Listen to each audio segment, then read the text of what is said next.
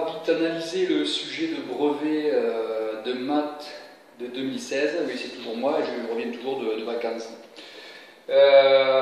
Alors évidemment, le brevet, bon, comme chaque année, c'est tout sauf des maths, hein, l'évaluation du brevet. Alors pourquoi j'en parle? Alors d'abord, évidemment, il faut bien comprendre ma philosophie, c'est-à-dire que puisqu'on fait des maths, je ne parle que les terminales S, et pas les autres séries, par respect, et je parle quand même du brevet, puisque eh bien, vous comprenez bien que dans ce pool d'élèves, certains vont aller quand même en sciences, quoi. Donc c'est pour ça que j'évoque le brevet. Hein. Même si l'épreuve du brevet est nulle, on ne devrait même pas en parler. Hein. On ne devrait pas en parler tellement ça fait pitié. Voilà. Mais j'en parle quand même par, comment dire, en tant que puriste, en me disant, voilà, quand même dans ce pool d'élèves, certains vont faire des sciences, peut-être. Alors allons-y. Je bois un coup pour me donner du courage. Parce qu'analyser le sujet du brevet, c'est violent. Hein. Il en faut du courage. On y va. Exercice des probas. On n'en parle pas. Hein. Les probas au collège, c'est nul. Hein. Mon échelle le comprend. Donc on n'en parle pas. Exercice 2, pareil. C'est un programme de calcul. Certains élèves de 5e en 2016, hein, pour en encadrer et savoir comment ça marche, sont capables de faire cet exercice. Voilà. Donc un programme de calcul, c'est nul, choisir un nombre, ajouter 2. Voilà. Il y a certaines, alors je ne corrige pas, hein, parce que tout est corrigé sur Internet, il y a certaines corrections aussi, c'est mauvais de rire, quand même, c'est corrigé par des profs de maths quand même. Par exemple, pour le petit 2, donc, quel nombre faut-il choisir au départ avec le programme B pour obtenir 9? Il faut fonctionner à l'envers, c'est possible bien sûr, hein, mais c'est complètement stupide, d'accord? Faisons des maths, c'est-à-dire considérons x au départ et avançons, résolvons l'équation. Ah ben non, on ne corrige même pas comme ça. Bon bref, donc exercice 1 des probas, j'en parle pas, c'est trop simple. Exercice 2 problème de calcul, pareil, aucune difficulté, un élève de 5e peut faire ça. Exercice 3.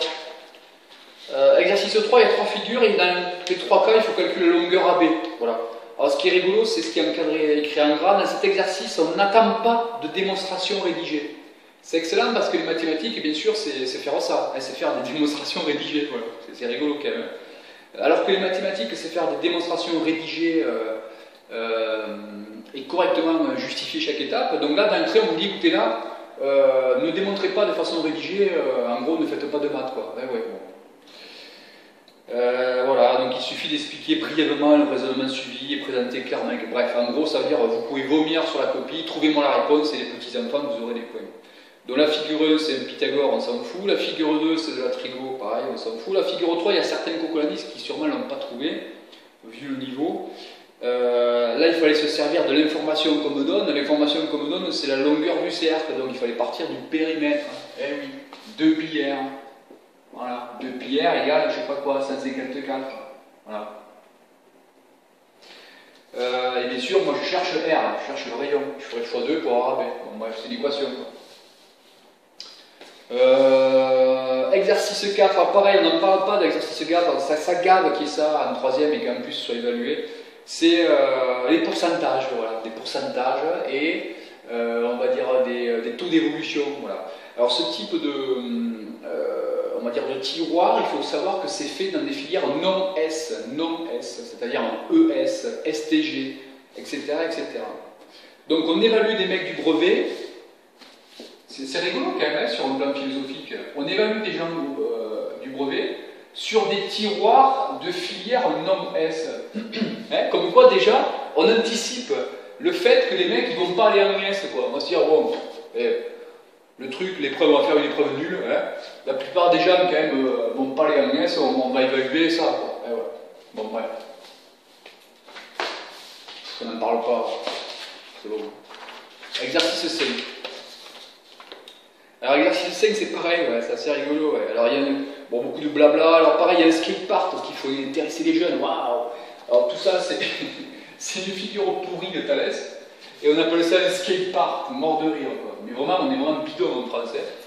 Pour intéresser les jeunes, on va leur faire croire que parce qu'il y a le mot skatepark, ça va les intéresser à faire des maths, mais on se fout de leur gueule. Voilà. Voilà, on fait ça et on dit, voilà, c'est un skatepark, et donc du coup, vous voyez les petits enfants à quoi ça sert les mathématiques, hein, parce que là, vous avez un skatepark, et ça va nous permettre de mesurer, je sais pas quoi, l'air du skatepark. Waouh! Quelle misère, ouais. Alors l'exercice 1, c'est un calcul d'air. il faut calculer cette aire-là. CM2, l'aire d'un triangle. Et on ne va pas épiloguer. L'aire du skatepark, c'est ça. Donc si on n'est pas trop con, c'est l'aire totale moins celle-là. Donc il faut calculer le total. Alors pour calculer le total, pareil, si on n'est pas trop con, il y a du Thalès, hein, c'est pile configuration de Thalès. Il y a un truc plus malin à faire, c'est peut-être de passer par les agrandissements en réduction quand même là. Voilà, parce que le grand triangle est un agrandissement du petit, donc du coup on peut avoir le coefficient d'agrandissement et on peut aller aux aires plus rapidement. Bon, bref. Voilà. Exercice 6. Alors, exercice 6, il aurait pu être intéressant, mais bon, c'est toujours pareil. Il y a beaucoup de blabla, certains élèves ont dû peut-être pas comprendre le morceau, je coupe la ficelle, machin. Bon. Il faut, question 1, dessiner en grandeur réelle les deux polygones obtenus. Bon, si on n'est pas foutu de faire ça, il faut tout arriver, quoi. On coupe une ficelle à 8, donc ça veut dire que l'autre il reste 12, quoi. Donc si ça c'est un carré c'est 4 côtés égaux, donc c'est 4 fois 2, hein, chaque côté fait 2. Là il y a un triangle équilatéral, divisé par 3 ça fait 4, chaque côté fait 4, il faut tracer ça. Vous vous rendez compte de la question, il faut tracer un carré, tracer un triangle, CM1, CM2. Calculer l'aire du carré, waouh, côté fois côté, CM2, pareil. Estimer l'aire du triangle, estimer, c'est-à-dire que là, alors qu'on aurait pu faire des maths avec du Pythagore en donnant quand même la hauteur, la valeur de la longueur de cette hauteur, mais non, on l'estime avec une règle. Il faut mesurer, là, comme un CM2. Donc on ne s'éternise pas, hein. Vous avez compris. Partie 2, alors c'est une partie graphique. Il n'y a que la question 1 qui est intéressante. Dans toutes les preuves, il n'y a que la question 1 de cet exercice qui est intéressante. C'est-à-dire, proposer une formule qui permet de calculer l'aire du carré en fonction de la longueur du morceau 1. Voilà, il n'y a que ça qui est intéressant. Cette fois, la longueur du morceau 1, et bien sûr, on va l'appeler x. Voilà. Et donc, du coup, bien sûr, celle qui reste, puisque le total, c'est 20, c'est 20 moins x. D'accord? Mais bon, ils s'en foutent.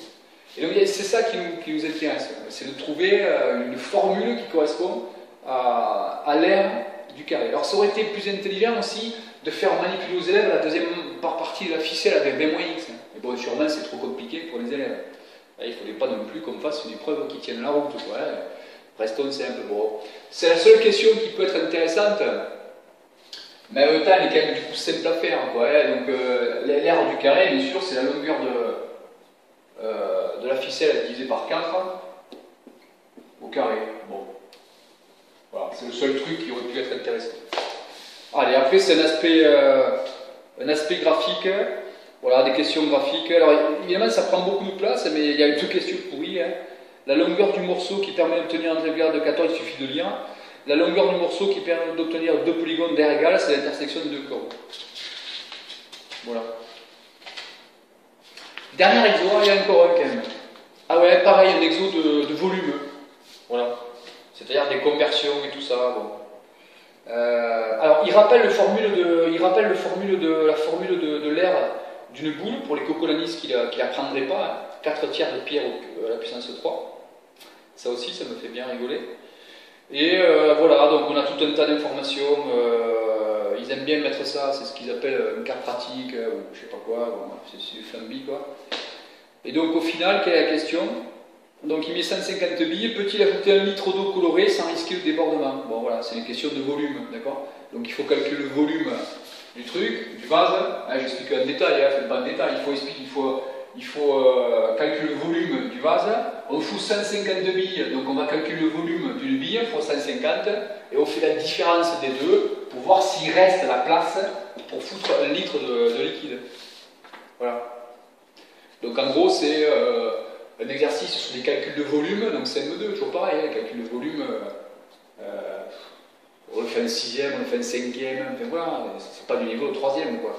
Et au niveau raisonnement, en fait, le raisonnement, mais d'ailleurs comme il y avait dans l'épreuve de terminale S sur les angles, hein, la fameuse tangente gamma, pardon, qui était le grand moins le petit, ben là c'est pareil, c'est-à-dire que voilà, on a l'air de ça.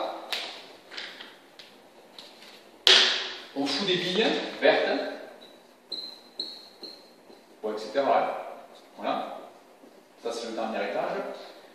Et on veut savoir s'il y a la place d'ajouter 1 litre, hein, donc les interstices, là, tac, tac, tac, 1 litre de liquide. Donc évidemment, pour avoir accès au rouge, ça va être le bleu moins le vert. Le plus grand moins le plus petit. Voilà. En fait, le raisonnement, il ne part pas de ça. C'est-à-dire que voilà, vous avez le rouge. Non, mais vraiment, hein, le raisonnement, c'est ça. Ce qu'on évalue, c'est ça. Voilà. Waouh! Je veux connaître le bleu. Eh bien, le bleu, c'est le rouge moins le vert. Voilà le raisonnement dont on a besoin pour faire ce brevet et l'exo de terminal, par exemple, le fameux exo 4, là, je sais pas quoi. Voilà, donc voilà l'épreuve du brevet. Bon, vous savez déjà que ça allait être nul, hein, donc je le dis par respect par philosophie de ce socle, c'est important, puisqu'en troisième, quand même, il faut inciter les gens à faire des sciences derrière, quoi, et pareil en S, etc. Hein. C'est pour ça qu'il y a très peu de gens qui vont vers les sciences. Voilà. Donc, un sujet de brevet qui est bien dans la lignée de ce qui se passe en terminale S. Donc, on est bien sur l'axe brevet, terminale S, fleuriste. Ou médecin. Paramédical, qu'est-ce que vous voulez. En tout cas, pas scientifique. Hein. Pas. Merde. Je ne sais plus écrire scientifique, et ça craint. Hein. Voilà. En tout cas, on n'est pas sur cet axe. Voilà. Donc là, on est parfait pour être ailleurs qu'en sciences. Alors, c'est pas grave, encore une fois, hein, puisqu'il faut de tout, bien sûr. Simplement, cette matière, les mathématiques, ça permet quand même de faire des sciences. Donc, il y a quand même un problème éthique, si vous voulez. Ouais. Encore une fois, il y a un problème de fond. Voilà, voilà. Bon, à bientôt, et puis, ma foi, si vous voulez prendre des vrais cours, vous savez où aller. Ciao, ciao, ciao!